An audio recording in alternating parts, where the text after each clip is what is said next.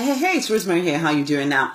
Every single one of us has gone through pain. Whether it be pain in our childhoods when people spoke words over us that we didn't even know to doubt, or whether it's the hurt of losing someone near and dear to our hearts, or even just the hurt of unrealized dreams. These pains are real. They dog us and keep us from a life of abundance, of fulfillment, of freedom. If we let them, okay? They can only keep us away if we let them. I've been through my fair share of pain, and it hasn't always been the easiest thing to get past it. But I finally got to the point of thinking, you know what? Enough, okay? And I began to take back my life as I choose a life that I lived deliberately. So I took back my life, okay?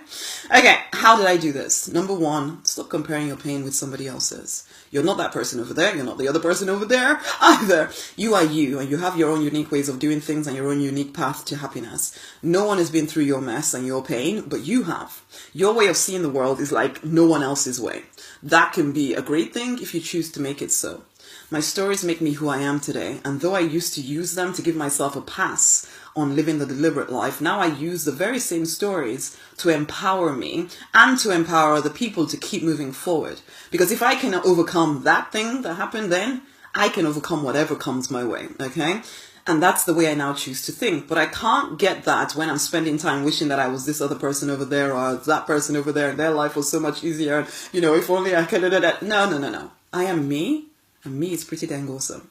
Same goes for you.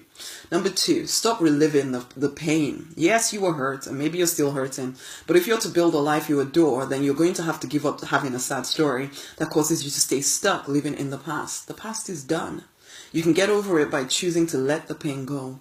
Use the story as ammunition, like I already said, to propel you forward, not as a reason to stay forever stuck in this limbo land of never realizing your dreams. Keep asking yourself the question, what is the lesson? Because this is it. Every single thing works out for your good, okay? So there is a lesson. Okay, so when you feel the pain rising inside of you, don't indulge self-pity.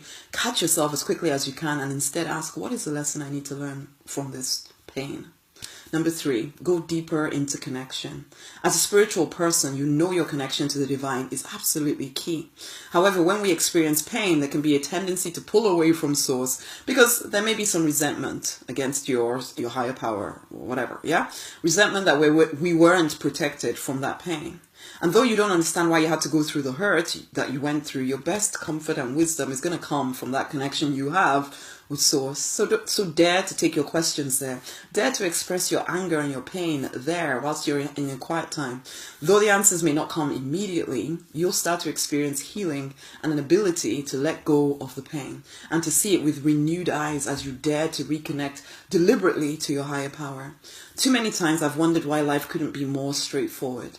I still don't have all the answers, but I have an ability to move forward that I didn't have in previous years when I would simply run from this connection with my source and just kind of be passive and think, oh, the world is against me. And I'd keep trying to fix it all alone, but not really, I couldn't. Number four, stop believing you're a victim of life. It can sometimes feel like life is happening to you. And not just life, but that specifically bad stuff keeps coming to you. And it can feel hard to see beyond the immediate pain when it feels like there is always something coming at you, some urgent issue that needs to be sorted out. And yet, honey, you are no victim. You can still choose to rise. You can always choose your reactions. You can always choose what you do or don't do. You can always choose how you experience the events of life. So get deliberate and decide how you want to feel and how you want to act. Don't be led along by the crazy waves of a life that sometimes feels way out of control. Get off the train and decide deliberately, how are you going to act in this situation? Number five, tap back into your vision.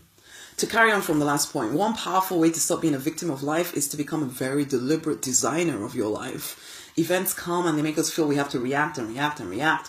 But sometimes in the context of a big vision, the key is to do nothing to solve that problem or to resolve that situation, but simply to keep moving forward towards the vision. Okay, you could be reacting forever and there will always be something to react to. You're working very hard to solve problems and there's always another problem. Basically, very close on the tail of the last one, there's always something. So you get caught up in this cycle of react, where you're always handling something or the other. Instead, have a vision for what you want life to look like and then deliberately design that life, even if it means you have to ignore the current drama that is trying to get your attention. Okay, don't even look at it. Be a deliberate designer of your life, not a passive reactor to life. And finally, number 6, daily do something to take you forward. You can wallow in the pain or you can move forward powerfully. Powerfully doesn't mean that you're overcoming everything in 3 seconds flat and, oh my God, I'm some kind of superhero. No, you don't need to do that.